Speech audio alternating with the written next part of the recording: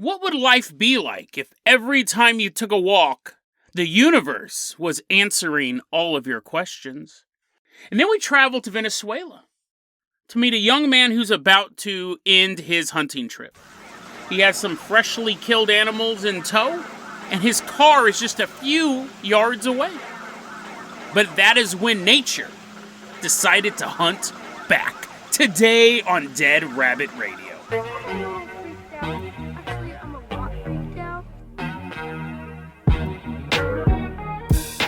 Hey everyone, welcome back to another episode of Dead Rabbit Radio. I'm your host, Jason Carpenter. I'm having a great day. I hope you guys are having a great day too. I hope you guys are having lots of fun. We got a lot of stuff to cover, so let's go ahead and slide right into this. First off, coming into Dead Rabbit Command, everyone on your feet. I want you to give a good salute to this dude. He's walking on in. He's like, I didn't expect this type of pomp and circumstance. Coming into Dead Rabbit Command right now is one of our newest Patreon supporters. Give it up for Rhett Stubblefield. Woo! Yeah, come on in, buddy. Come on in. Shut the door. You're letting all the heat out. Rhett, you're going to be our captain, our pilot this episode. If you guys can't support the Patreon, I totally understand. Just help spread the word about the show. That really helps out a lot. Now, Rhett, I'm going to go ahead and toss you the keys to the Dead Rabbit Dirigible. We're going to leave behind Dead Rabbit Command. We are headed all the way out to Prescott, Arizona. And as Rhett, thanks for flying us out here. Now you fly around in circles while we get to walk around and have this adventure. He's like, oh, man. While he's up in the big balloon in the sky, the rest of us are on the streets of Prescott, Arizona. You'll learn very quickly that he's actually in the best place to be for this story. And here we're going to meet a man. We don't know his real name. He goes by the online alias Diligent Day 9158. And Diligent Day recently posted this online. This post called, "My Thoughts Are Connected to Sounds." So, I don't know this guy's real name. We're going to call him Dave for short. But anyways, if that's your real name, it's just a shot in the dark. We are sitting on this park bench in Prescott, Arizona. We're just kind of sitting there enjoying the summer sun, the warmth on our bodies. And we see a young man walking down the street. Dave is what we're going to call him. That's his real name. It's just a guess. And Dave seems to be suffering from some sort of mental illness. Now, I can't diagnose it over the internet through reading a post, and definitely can't do it through a podcast. He doesn't really seem to diagnose it himself. He does state that he's on medicine, currently on medicine, but his thoughts are still connected to sounds. He's walking down the sidewalk, and he's realized there's a pattern. If he is having an internal monologue, if he's thinking something, he's trying to figure out what he should do, what the sound that coincides with the end of that thought is the answer. If he's walking down the street and goes, you know what, I'm wondering if I should go to the movies and see The Batman again. Was it a really good movie? I'm still having a hard time making up my mind. And then he steps on some gravel? That's the universe telling him, no, The Batman was too long. Oh, okay, really? He already bought the ticket. He's already walking on the street with the ticket. He's like, oh, he's walking to the movie theater. Oh, man. One of the things he's put together is if he hears rocks crunch under his feet when the internal monologue ends, then that means no. He is wrong in his thinking. But it's not just that. It's not just the rocks that are talking to him. It's everything. Horns honking, dogs barking, birds tweeting. These are all ways for the universe to tell him what he's doing is right or wrong. And that seems exhausting enough, right? That really seems like you'd have to be really tuned into things. First off, couldn't really listen to music, right? Because if you had your headphones on and you're having these thoughts, you may be missing out on these messages from the universe. It sounds super exhausting, right? But you could also say maybe there is a simplicity in that, Jason. Like, you give up and get God. What's the phrase? What do people say? Give up and go God or something like that? He's on your football team. Give up. And what is it? Damn it! Now, what is that? Let go and get God. I don't remember what it is. Apparently, it's a phrase. It's basically saying just let go of all the control you have and give it up to God. Let go and go God. I don't know. Anyways, the point is that there is a simplicity to that.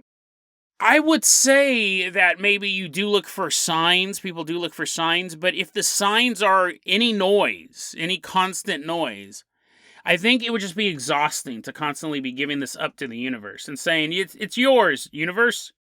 But there is a simplicity to that. But what happens when he begins hallucinating noises?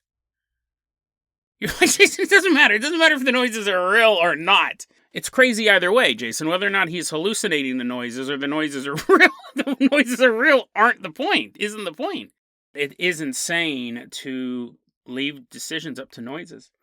And sure, true. But I think when they're hallucinating noises, it is weirder. Because one, it's a hallucination, right? And two, you're not letting the universe guide you. You're just making stuff up in your head at this point. He says sometimes when he's sitting at home, he hears clicks in the wall.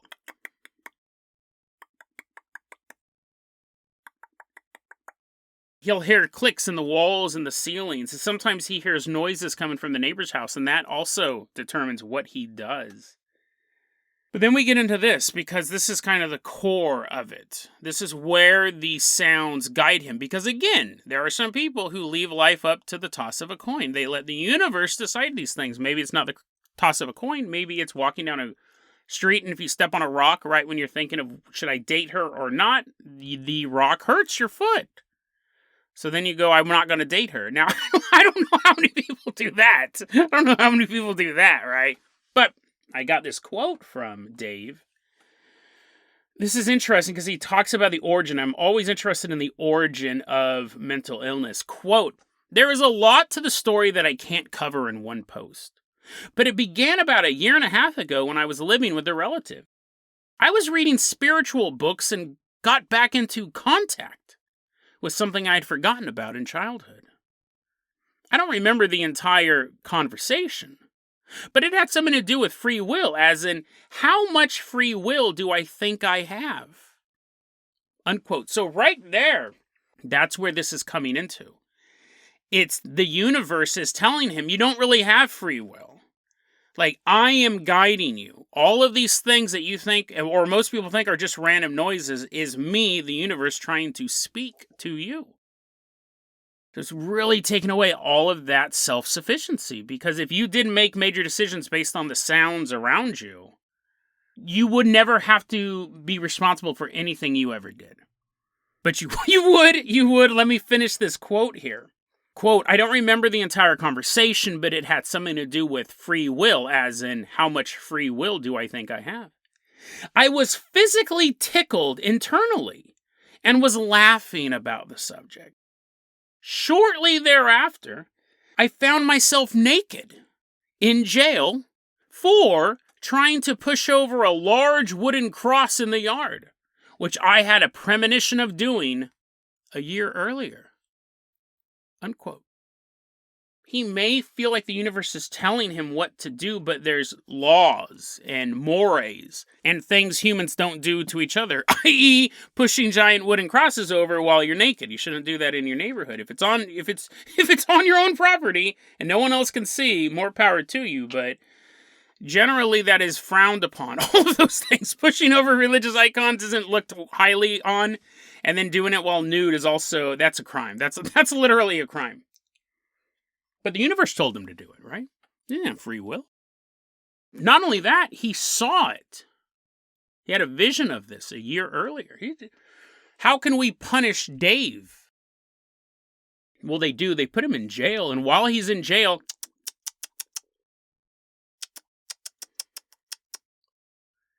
he's hearing clicking in the walls.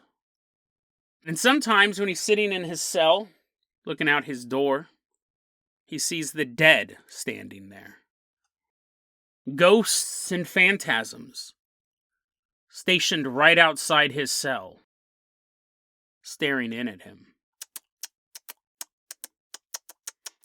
The clicking noises continue. It's interesting. It's really interesting. A lot of this stuff, right? Mental illness, I find fascinating. I find it terrifying as well. In the world of the paranormal, the research that we do, these things aren't alien to us, right? Seeing ghosts in a jail, that's kind of why they have prison tours, right? So you can go see spooky ghosts, but not worry about them following you home. They're in ghost jail. The universe speaking to us, right? We've done episodes on that. There's tons of literature There's tons of stuff. Tons of stuff. There's sweaters and mugs based on Let Go and Go God. Individually, all of this stuff works in the lore. Premonitions, person seeing into the future, the being that had made contact with him as a child, now returning and having this communication with him. There is nothing in this story that we wouldn't believe if it was in another story. You know what I mean? I could do an entire episode. I could do an entire segment about a dude who's contacted by some sort of creature or demon or spirit as a child, and now it's come back. And that alone is just a paranormal event. And there is the possibility that some of this stuff is true. But when you add on mental illness, it really makes you question everything, right? It really makes you look at the details in a different light. If I had presented the story and not said up front that this person has mental illness, is currently on meds to take care of this, sprung that on at the ending, right? You'd be a little befuddled. But I think in my opinion that this is not real. Like, this post is real, but this guy's hallucinating all these things, and he's hallucinating them because he knows they exist, if that makes sense, right? He knows the lore like we all do. I think a lot of mental illness would probably take the form of gray aliens. It doesn't mean that gray aliens are only due to mental illness, but if someone had mental illness, if someone was super paranoid and they were afraid they were out to get them, they may see them as gray aliens. The gray aliens, that's funny, now that I think about it, we don't actually see a lot of crossover of gray aliens actually abducting people with mental illnesses. There was a story, and I actually don't remember if I did this. I'll have to look through my notes, but there was a story that I had planned to do, I don't think I did it, where the aliens came down and they talked to this old man and they were going to abduct him, and they go, "No, you don't fit our criteria."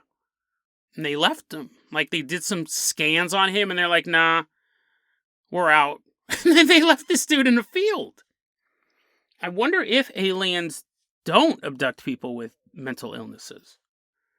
But yeah, it's interesting. Everything in this story is possible in the world of the paranormal, but I think he's hallucinating. And what's funny is the one thing that in that mental illness versus actual experience is the fact that he's connecting sounds to all of his decisions. That's very, very... That seems like a mental illness. That seems like you've completely given up on the randomness of life. And that's something we see in paranoid schizophrenics.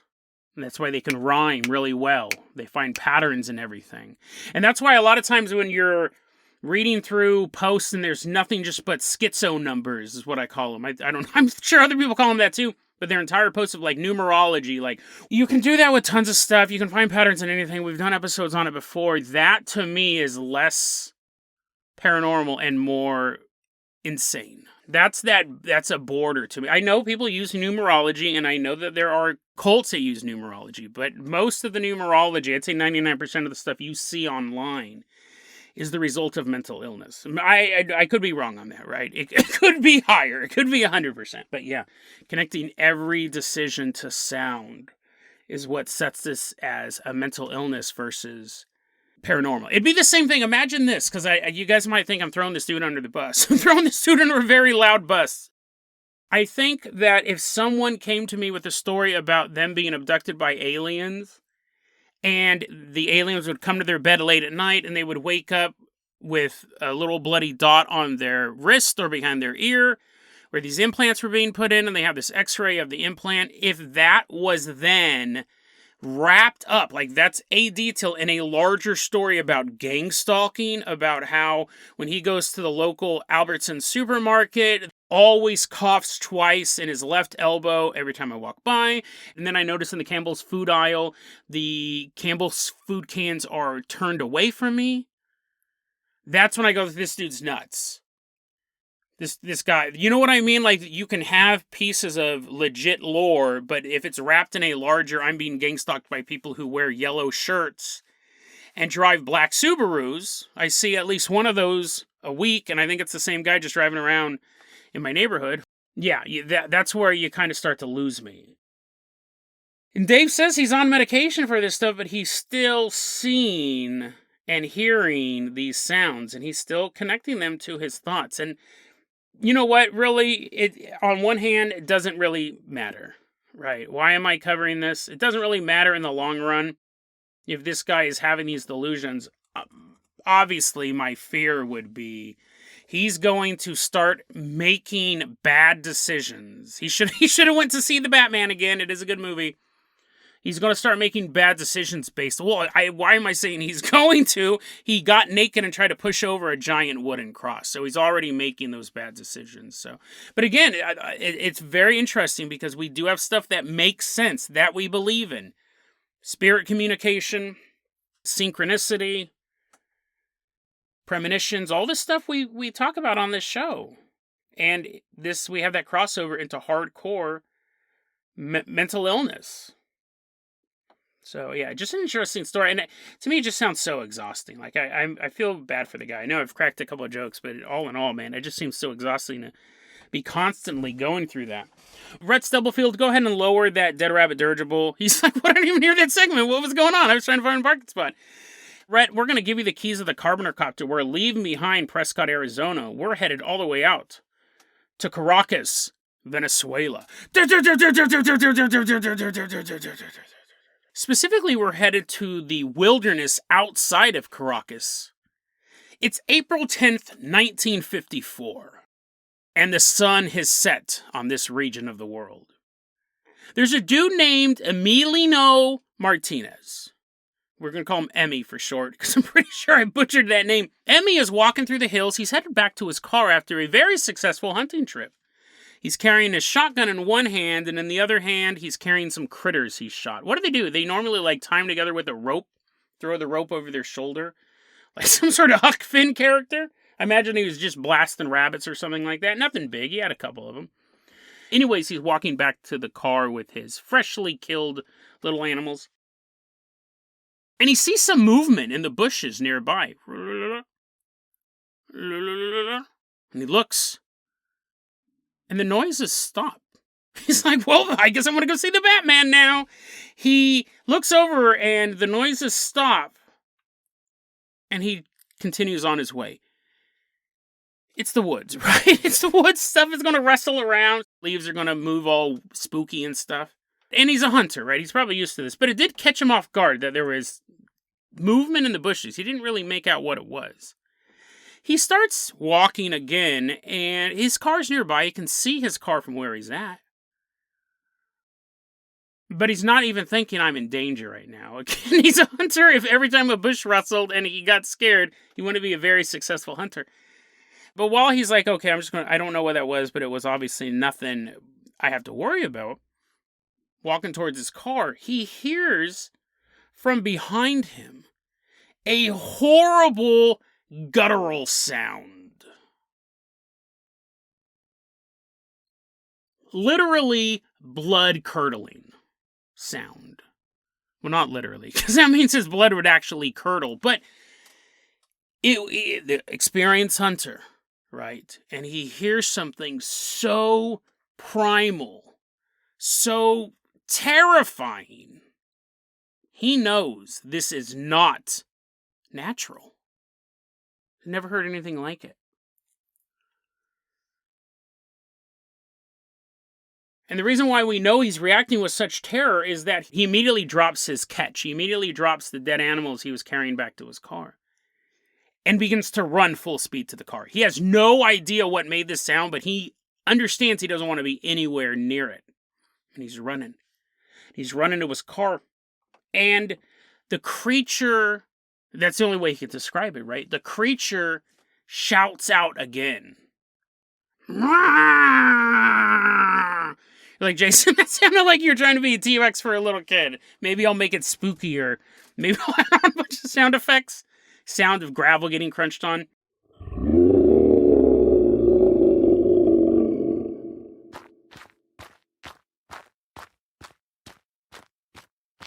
He hears this monstrous sound, and he is running for his car, and then he makes A mistake. His car is so close to him. But he turns around. As he's running, he doesn't come to a complete stop, but as he's running, he looks over his shoulder, and that's just enough to slow him down. At this point, it's a matter of feet, whether or not he gets away. He turns around to look to see what in the world is behind him, and then he sees 2 creatures running full bore right towards him. It was dark, right? The sun had set, it's nighttime. But how he describes them, when he turns and he looks, he sees 2 short little dudes. Half man, half monkey. Covered in head to toe in dark fur. He turns and he looks. These things are gaining ground so quickly. He pulls his keys out of his pocket. He goes to open his door and he drops them. Chling, ling, ling, ling. Right in the mud. I'm sure he's seen a horror movie at some point in his life. He kind of expected that. Before he can reach down to get the keys, something grabs him from behind. And even though these creatures are small, they are strong. This creature grabs him from behind and throws him off his balance, and they both tumble into a nearby ditch. And while he's falling, he drops his shotgun. The creature then mounts him, does like a little jujitsu chest mount, and begins strangling Emmy. Massively strong, furry hands, just squeezing tighter and tighter. But Emmy's not going down without a fight. He's swinging on this dude, right? He knows that if he does not get this little monkey man off of him, he's going to die in this ditch. And he's swinging, and he's able to throw him off balance and get this dude off of his chest. The mount is done. He's getting back up. He sees his shotgun. He's not even thinking about that. He's focused on getting out of here. And as he's scrambling to his car, pants covered in dirt and mud, hands gripping at the soil, reaching for those keys, the second monkey man jumps on his back and begins biting his neck from behind. Arr! Arr! Arr! Apparently that one's a pirate. I'll make it super spooky through the sound effects.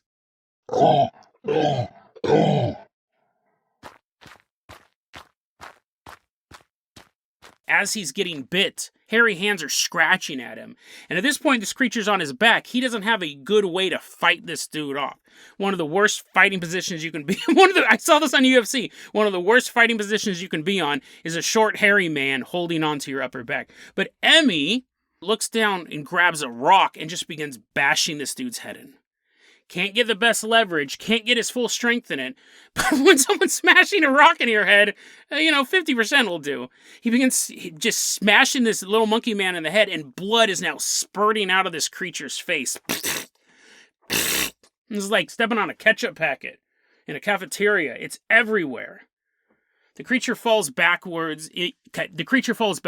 Emmy grabs his car keys, gets in, and slams the door. And the second that car door is shut, both of those hairy guys are now on his car, and they're furious. They're just smashing their hands against the windshield. Emmy puts that car in drive and is out of there. Little furry bodies tumbling off the hood of the car. He holds down that gas pedal, and he is out of there, leaving these 2 mysterious creatures illuminated by the taillights of his car. Okay, next day.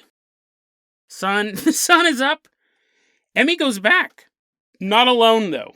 Emmy got a couple of his friends together, which I would have loved to hear that conversation. Emmy's like, hey, guys, can you help me out, man? I lost my shotgun up in the woods. And they're like, dude, what happened to your neck, man? What happened to your neck? He's all bleeding everywhere. He's all scratched up. He's like, yeah. You guys aren't going to believe me. They're like, dude, we're going to believe anything you say. You're obviously been in a horrible fight. He's like, oh, guys, listen, I was beat up by 2 little monkey men last night. And they're like, right, we don't believe you. I'm sure I don't understand, like, how I would react if my friend came to me with a bunch of monkey bruises and bites and asked me to go back to the jungle with him. But these friends, they're better friends than I am. I would be like, call the cops, man. They're better friends than I am. They go up the next day when the sun's out. They go up to this area, And sure, you would be suspicious about this, right? You're thinking, maybe you just got drunk. Maybe you got drunk and hopped in a zoo and was wrestling with some monkeys and they bit you. No, dude, that's not what happened. That happened a couple weeks ago, sure, but this time it was not the monkey cage. They go up there and sure enough, there's Emmy's shotgun laying in the ditch. And the guys are like, well, anyone could put a shotgun there. I don't know why they're so dismissive. I'm sure they believe them. There's a shotgun laying in the ditch, and then there is blood. Blood that's only been there for a couple hours. Slowly dripping off of nearby leaves. Emmy and his friends started asking people in the area, just asking locals, like, hey, is there anything weird? You guys see anything weird out here? Is Emmy still bleeding? His eyes all bloody. He's like, can I just go to the hospital now? No, we have to investigate this. They began asking, like, local farmers and people who lived and worked in the area, is there anything weird going on out here? And everyone had a story. These farmers and these people who live in the area are relating different stories. One farmer lost a couple cattle. Someone else lost a pig or two. One farm, they've had several sheep disappear, while a few farms and homeowners would complain that their dogs had gone missing. And there was also talk about two young farmhands who traveled up into the hills, the same hills that Emmy was on that fateful night. They never came back. Two young men traveled up there, were never seen again. There's an interesting relation to another story we covered a long time ago in episode 455. Back on November 29th, 1954, there were two men just passing through Caracas. They're actually closer to the city itself. They're not far off in the hills. And they stop and see, I think it was 3 small creatures walking around a UFO. They were also completely covered in hair, but they wore loincloths. And these dudes pulled over and proceeded to start a knife fight with these aliens. I'll say this about Venezuela. They do not mess around when it comes to aliens.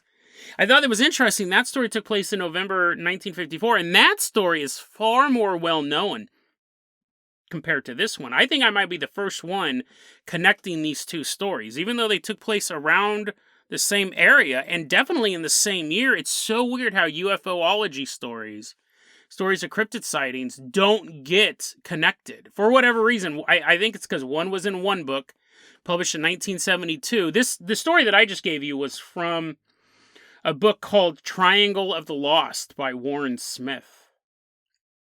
You have that, and then you have other journals talking about these other stories that are more popular. And I also want to cite the website alienexpanse.com. That's where I found it from. They have this whole thing about Bigfoot alien, the Bigfoot alien connection and stuff like that. But yeah, it's weird. Both of these took place around the same area. Both of them had a lights in the sky thing. Both of them were related to UFOs. Are these creatures the same? They were both hairy. So were these a Bigfoot offshoot type of creature? Were these baby Bigfoot? That's probably what I'll title the episode, because it sounds funny. But was it a baby Bigfoot? Was this an alien? Were these both aliens? And after they got beat up in the hills, they decided to start wearing loincloths. Maybe that's a show of shame on their planet. What? You got beat up by a dude? Here's clothing. Who knows? It's probably okay. To be fair, it's probably not that one. Is it connected? Likely. Very likely. But either way, whether it's aliens coming down to beat you up or just two cryptids wandering through the woods to beat you up. And remember, they killed all these other animals and these farmhands, supposedly, right? I mean, the farmhands could have stole all these animals themselves and started their own farm in another country. It's a happy ending for them, but these creatures definitely had murder on the mind. They've slain a lot of animals already, and possibly 2 humans as well, and they were going to do the same thing to Emmy. And again, this is one of those stories that shows how terrifying this phenomenon is. There's a very high likelihood that Emmy would have just died up there, right? He would have gone missing. If anyone went looking for him, they might have found the shotgun. They definitely would have found the car. I don't think these little creatures are smart enough to put the car in neutral and push it into a nearby lake. But someone would have noticed him missing, got worried, searched the area where they figure he was hunting, find his car, and that'd be it. I was talking to my buddy Carson the other day about the Barbara Bolick story. I'll put that episode in the show notes, but to sum it up, it's a woman who went missing within a 45-second time gap in the forest. Someone was looking at her, turned, looked at this valley, turned back, she was gone. That's not a paranormal story. That is an active missing persons case. Police have no idea what happened to her. None. No blood, no shotgun, no car nearby, none of that stuff. I was telling this story to Carson, who's a seasoned hunter. He's an outdoorsman. And pretty much like right when I got done saying it, he goes, cougar, mountain lion. He said one of the two. I don't remember which one exactly he said, because that's what it jumped out of the tree and got her and dragged her off. And I was like, what? He's like, yeah, it can happen that quickly. I go, silently? Like when someone's like 45 seconds away? He's like, you probably would have heard something, but most likely, because that's how dangerous nature is. Your life could end. Our ancestors were like, we're out of here, right? We got out of the wilderness as quickly as we could. We stayed close enough so we could have water and close enough so we could hunt them when we needed to. But you didn't have a bunch of people living in the deep, deep woods of an area. Actually, don't fact check that. I don't know if that's true. I just know when I play Age of Empires, the first thing I do is cut down all the trees. You get out of the wilderness, man. That's where the monsters live. And when I'm saying monsters, I mean like real ones, like bears and mountain lions, stuff like that. So if someone went missing in the woods, someone died, if Emmy went up hunting and he never came back home, they're going to assume he was killed by a natural beast. Drug his body off, ate him, and his bones are somewhere lost to time. But that makes this story even more creepy, because it would turn out his predator was unnatural. These things shouldn't even exist. He didn't even know something like this was possible until they were biting the back of his neck and strangling him in a muddy ditch. Think about the fear he was going through. It's bad enough to get killed by a mountain lion that jumps out of a tree and snaps your neck instantly. You kind of expect that might happen when you're hunting in the wilderness. But imagine if you were an avid hunter who'd grown up in the woods. You were prepared for almost any contingency, and there you are on your back in a ditch, your car just a few feet away, as this monstrosity is throttling your neck. It's crushing your windpipe with its thumbs as its grip gets tighter and tighter and tighter. You would be so terrified. You're being killed by something you didn't even know could exist.